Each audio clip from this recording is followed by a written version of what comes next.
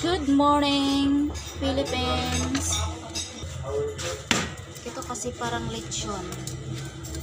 Parang lechon to, tigas. Oh, diba? Crispy. Crispy yarn. Oh. Lechon kawali. Oh. Crispy yan. Ito yung dila. Good morning guys. Yung video natin ngayon ay tingnan natin kung paano gawin tong kilawin.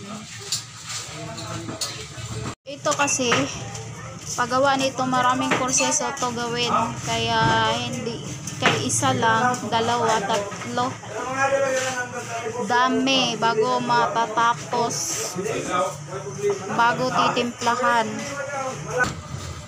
Ayan guys, in-slice na. Tapos ganito na yan.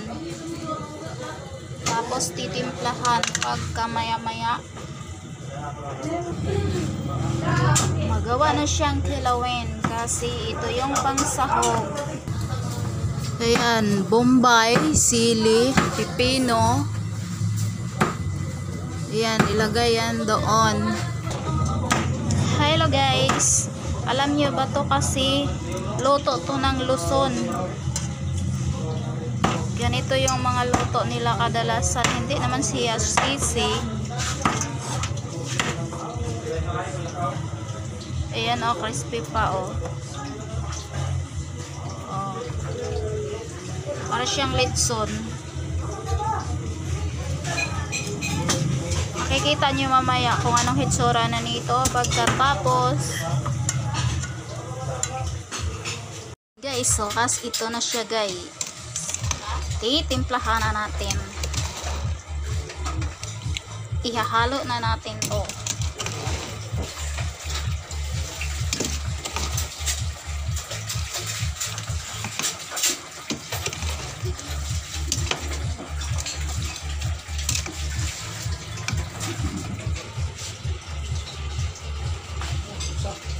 CR.